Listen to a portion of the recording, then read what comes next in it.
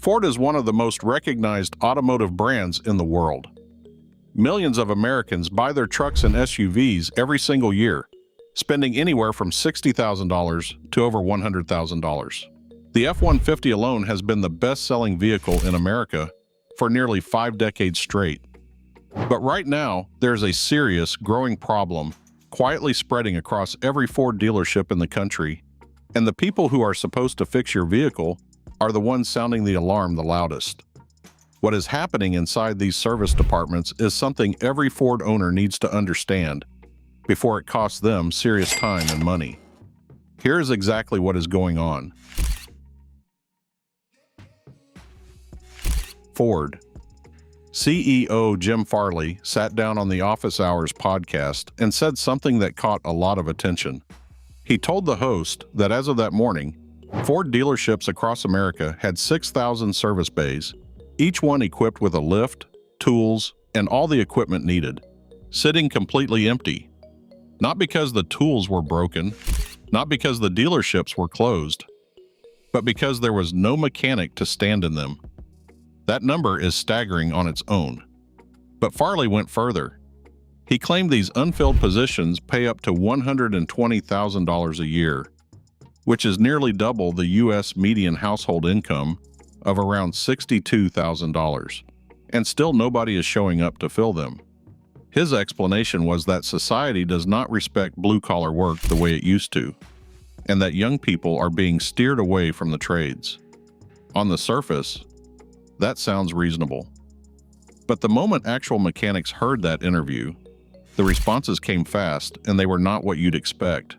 What makes this particularly alarming for Ford owners is the timing. Ford sold over 750,000 F-Series trucks in 2024 alone. The F-150 has been the best-selling vehicle in the United States for 47 consecutive years. That is an enormous number of vehicles on the road, and an enormous number of potential service visits. If the bays are empty now, the gap between demand and available labor is only getting wider. Farley did announce some steps to bridge this, like a $4 million annual auto tech scholarship program and an internal task force aimed at growing the skilled trades pipeline. Those are real commitments.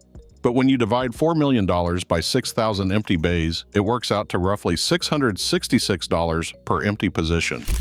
That is not a solution. That is a press release. The CEO gave his version of events, but the mechanics who actually work on these vehicles every day had a very different story, and it starts with a paycheck that does not add up. To understand why experienced mechanics are staying away from Ford dealerships, you need to understand flat rate pay. It is the system that governs how almost every dealership mechanic in the country gets paid, and once you see how it works, the labor shortage makes complete sense. Here is how it works. Ford, and every other major automaker, publishes a flat-rate labor manual every year. This manual assigns a specific time value to every single repair job. Change a water pump? That is 1.4 hours of pay. Replace an alternator? Maybe 1.1 hours. The mechanic gets paid that fixed amount regardless of how long the job actually takes. If they finish faster, great. They effectively earned more per hour. But if the job takes longer than the book says, they cover the difference. Every extra minute costs them money. Now here is where that model falls apart.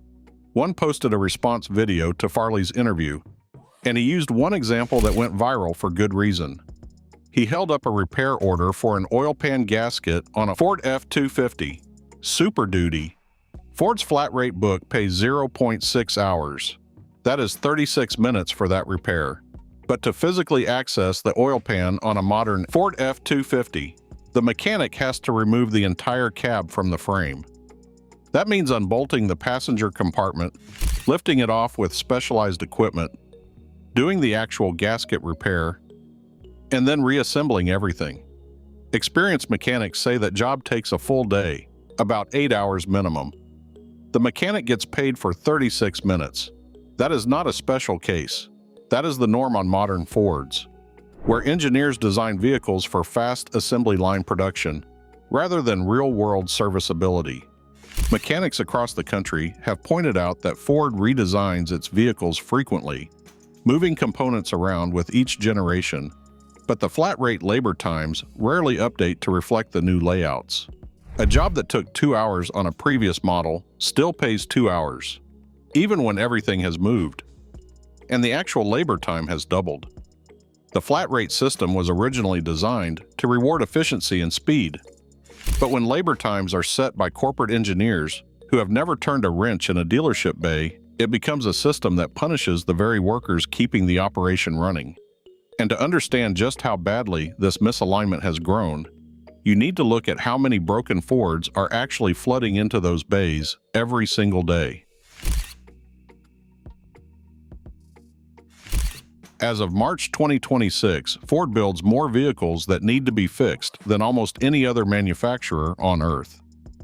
In 2025, Ford issued 153 separate recalls, covering approximately 13 million vehicles. To put that into perspective, the second most recalled brand that year was Honda, with 53 recalls. Ford nearly tripled that number. Running the math, that works out to roughly 24.6 Ford vehicles being added to a recall for every single minute of the entire year. These are not all minor software updates either. Some involve serious safety issues that require physical repairs at the dealership, the exact kind of work mechanics are already overwhelmed with. And the recall backlog is just a portion of the problem. Ford has had ongoing stop sale orders on certain models, meaning the vehicles cannot even be sold off dealer lots until the issue is resolved. Some Mustang Mach-E electric SUVs from 2023 sat on dealer lots for over 800 days under a stop sale order. These were finished, built vehicles that Ford could not legally hand to a customer because the underlying problem had not been fixed. Here is the cruel twist that ties directly back to flat-rate pay. Recall and warranty repairs are exactly the jobs that pay mechanics the least. When Ford issues a recall, they set the reimbursement rate for the repair, and that rate is often lower than what a customer would pay for the same job out of pocket. Skilled mechanics who have been in the trade long enough know which jobs pay well, and which ones drain their time for almost nothing. Warranty work and recall repairs are consistently at the bottom of that list. So what happens when a Ford with a recall comes in? The experienced tech passes. The newer, less specialized tech gets stuck with it. The job takes longer than the flat rate book allows. The repair gets delayed. The customer waits longer. And while all of this is happening, more recalls are being issued. 153 of them in a single year.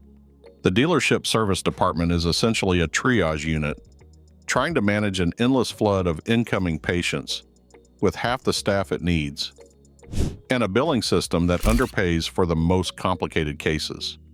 Something is always going to break. Ford's CEO said the jobs pay $120,000 a year. What he did not say is what it actually costs to get there, and why that number is driving people away from the trade before they ever start. Becoming a Ford-certified dealership mechanic is not free. Automotive trade school tuition runs anywhere from $30,000 to $70,000, depending on the program and the school. Some specialized programs push higher. That debt lands before the student earns a single dollar, turning wrenches professionally. Then comes the tools. Dealerships do not supply mechanics with their personal tool sets. Every technician is expected to show up with their own tools, and a professional-grade set built up over time costs around $50,000. Some senior mechanics have tool collections worth significantly more than that. So before a new mechanic completes their first year at a dealership, they are already carrying 6 figures in combined debt and tool investment. Then they find out what the starting pay actually looks like.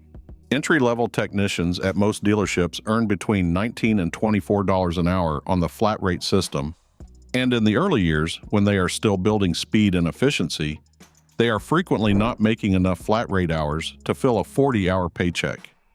They go home with a check that reflects 25 or 30 hours of pay after a full week of physical work. There are over 20,000 high schools in the United States with auto mechanics programs. But enrollment has been declining rather than growing over the past 2 decades. The programs exist, but young people are choosing not to enroll. And when experienced mechanics with 10 or 15 years in the field are publicly saying they regret the career choice, it is not hard to understand why enrollment is falling. The average repair wait time Ford reported in 2024 was around 1 week. But mechanics and service advisors say that number is pulled from the best performing periods and the most straightforward jobs. For complex warranty repairs, the kind that require significant teardown and reassembly, customers are routinely waiting 4 to 8 weeks, and in some cases, it takes even longer. Ford is well aware of these issues. The scholarship program and task force Farley announced are steps in the right direction. But the automotive workforce shortage is projected to approach 1 million unfilled positions within the next 5 years industry-wide. Scholarship programs and awareness campaigns do not close a gap that size on their own. The economics of the trade itself have to change, starting with flat-rate warranty pay. Until that changes, the service bays stay empty, the repair times stay long, and the mechanics who remain keep doing the math and deciding the trade is not worth it. Ford owners are the ones caught in the middle, holding expensive vehicles and a monthly payment that does not pause while their truck waits for someone to fix it. So have you personally been stuck waiting weeks at a Ford dealership? Drop your experience in the comments below because this conversation is far from over. If you found this video useful, give it a thumbs up and subscribe to the channel for more videos like this. Until next time, thanks for watching.